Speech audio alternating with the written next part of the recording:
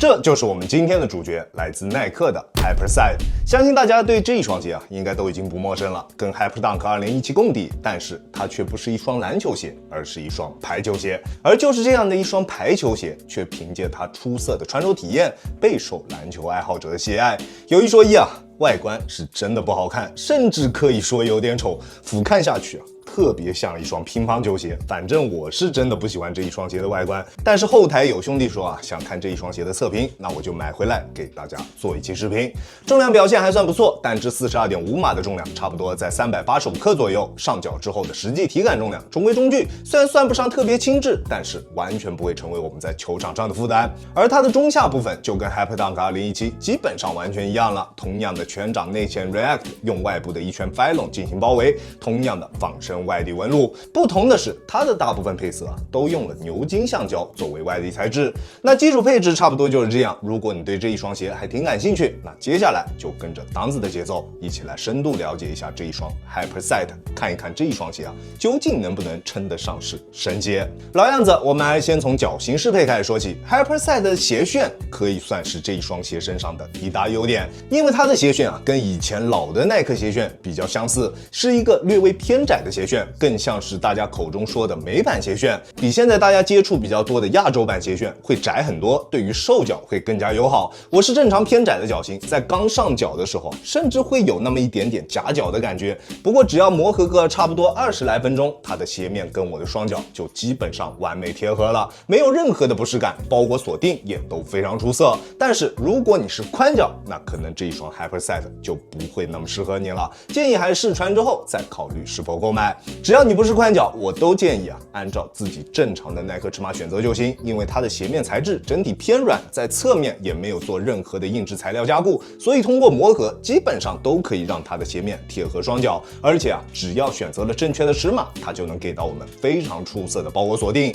不過有一點大家需要注意一下，就是它的繫帶系統在最後面有3個鞋帶孔，我建議大家可以穿下面的這2個鞋帶孔，能讓它的後跟鎖定變得更加極致，整一雙鞋的鞋腳一體性也會隨之變得更加出色。除了這個問題之外，還有一個問題需要大家去解決一下，就是它的這一副鞋墊。確實這一雙鞋的動態鎖定沒什麼太大問題，在做一些大幅度變向或者是在防守受到對抗時，雙腳在鞋內幾乎不會出現位移，在急停急起的時候也不會有頂腳趾或者是掉跟的情況出現。但是因為它的鞋墊偏滑，在我們側蹬動作做多了之後，會有比較明顯的因為摩擦而引起的發力點位置處的灼熱感，甚至是疼痛感。如果你平時打球會有比較多的變向動作，那我建議還是給它換一副表面摩擦力更好一些的鞋墊，這樣能讓它的穿着體驗更上一層樓。而至於它鞋面上的這一條綁帶，不僅提升了整一雙鞋的包裹鎖定，還讓它的側向支撐得到了大幅度的加強。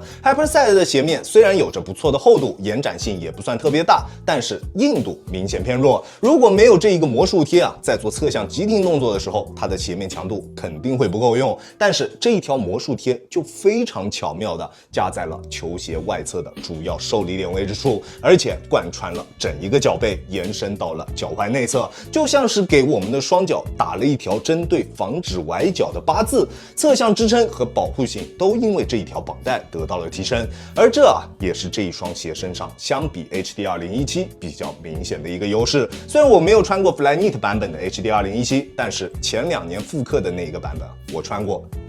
真的垃圾，鞋楦寬似海，鞋面還特別軟，我也不知道為什麼會有這麼多人都說那玩意兒是神鞋，我真的沒法理解。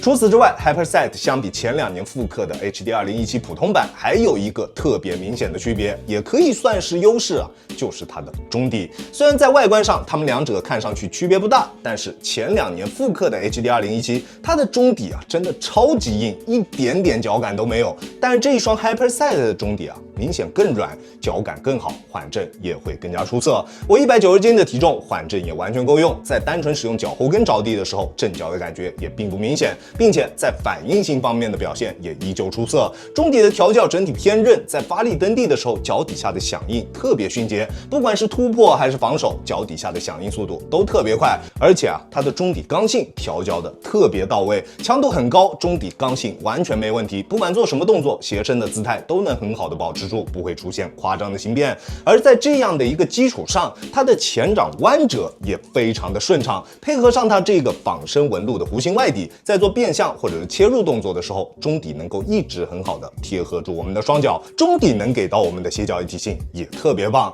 不過這種全弧形的外底造型就注定了這一雙鞋會是一雙更加偏向於靈活的籃球鞋。雖然它的中底高度控制的還算比較適中，中底的緩震材料也沒有特別大的形變空間，但是如果你的腳踝力量比較弱，經常會崴腳，那這一雙鞋我也不會推薦給你，可能那些外底造型比較方正的籃球鞋會更加適合你。而至於它的跑跳體驗也還算不錯，雖然它不是那種主打極致運動表現的籃球鞋但是不管是跑還是跳，它的體驗都在平均水平之上。中底的過渡十分絲滑，在正常跑動或者是蓄力起跳的時候，從後掌過渡到前掌不會有一絲斷層的感覺。但是因為 React 並不會像其他超臨界材質一樣能給到我們特別澎湃的力反饋，所以在蹬地或者是起跳時，它也並不能給到我們什麼特別明顯的推进感。這一雙鞋的中底就是那種沒有特別明顯針對人群，但是各方面的表現都非常出色，特別均衡，而且每一個方面的上限都很高的這樣一個中底。